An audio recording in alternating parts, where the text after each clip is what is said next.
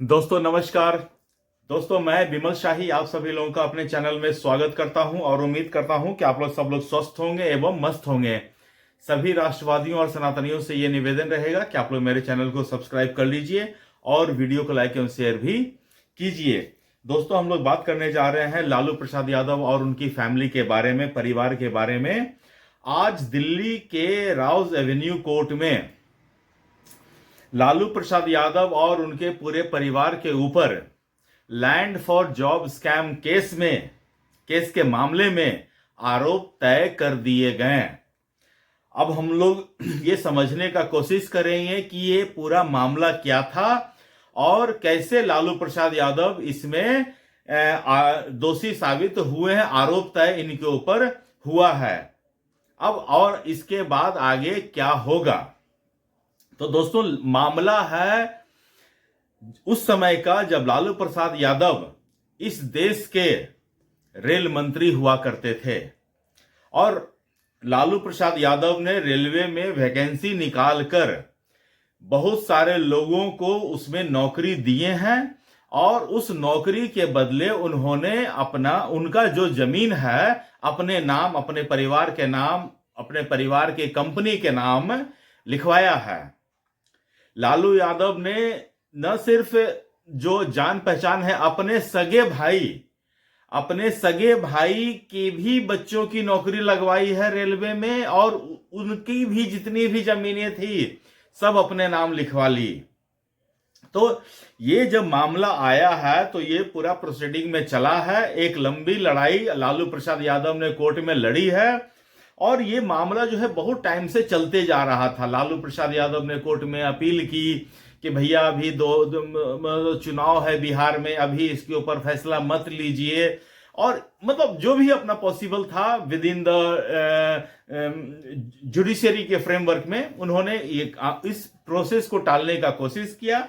लेकिन फाइनली आज Rouse Avenue court में लालू प्रसाद यादव, राबड़ी देवी, तेजस्वी यादव, तेज प्रताप यादव, मीसा भारती, इन सब के खिलाफ लैंड फॉर जॉब स्कैम, इसके साथ 41 और लोग हैं जिनके खिलाफ इन लोगों ने कोर्ट ने आरोप तय कर दिए हैं।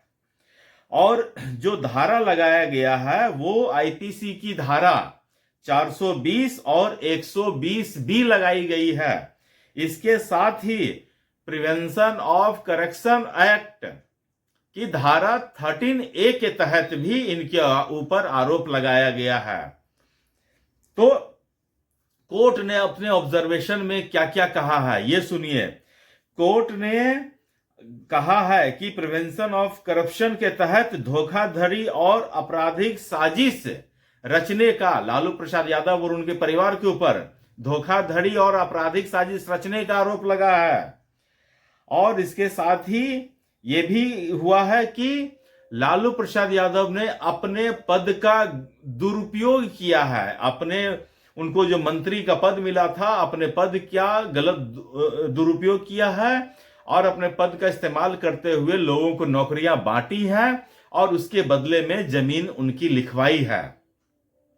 तो ये सारा चीज हुआ है। कोर्ट ने यह भी कहा है कि ऐसा लगता है कि लालू और पूरे परिवार ने क्रिमिनल सिंडिकेट की तरह काम किया है। और ये बिल्कुल स्पष्ट है कि ये पूरा मामला जो है आपराधिक साजिश ऐसे नहीं रचा है।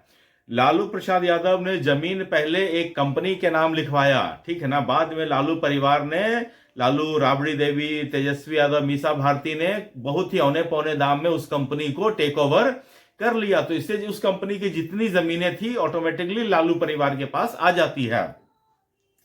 तो ये पूरा आपराधिक साजिश लालू और उनके फैमिली ने रचा है। तो इसमें पूरा लालू परिवार आ जाता है।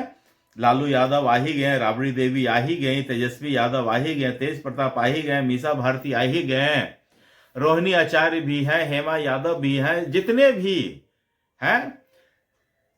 दोस्तों लालू यादव जो है बिहार के एक ऐसे मुख्यमंत्री हैं और देश के ऐसे नेता हैं जिनके ऊपर चारा घोटाला जो स्कैम था, उस स्कैम के चार अलग अलग मामले में इनको 32 साल की सजा हो रखी है। लालू प्रसाद यादव जीवन में अब कभी इलेक्शन लड़ ही नहीं सकते हैं, ये आप जानिए। और उनसे जब ये पूछा जाता है चारा घोटाला के बारे में, तो उनके जो बेटे हैं तेजस्वी यादव, वो तो मीडिया पर आकर चिल्लाते हैं, सोशल मीडिया पर लिखते हैं कि असली चारा चोर तो जगन्नाथ मिश्रा था, हमारे पिताजी तो मसीहा थे, दिस एंड दैट, फलाना डिमकाना, जितने भी तरह की बातें वो बोल सकते हैं, बोलते हैं, लिखते हैं।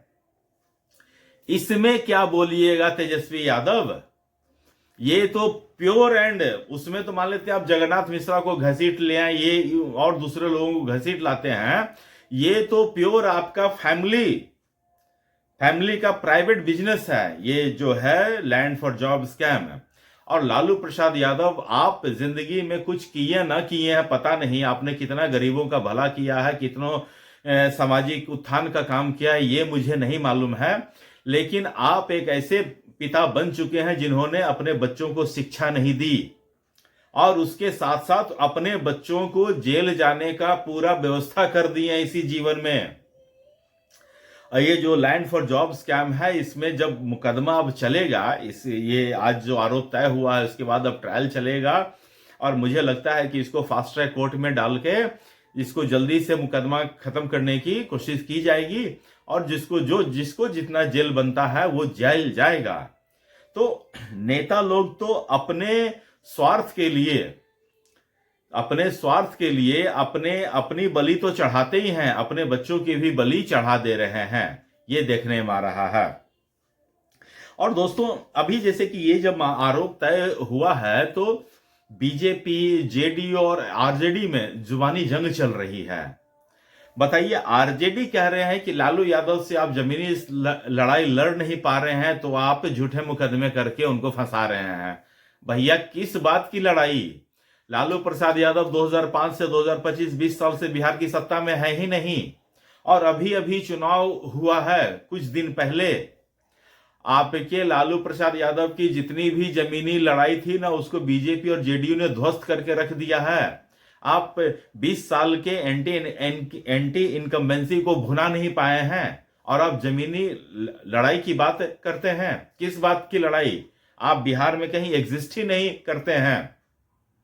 जबरदस्ती आप अपने आप को बिहार का विधाता बनने की बात करते, तो वो आपका हक है, आप कर सकते हैं, आपको कोई नहीं रोक रहा है। लेकिन अब बिहार में आपकी कोई वजूद है ही नहीं, कोई लड़ाई है ही नहीं।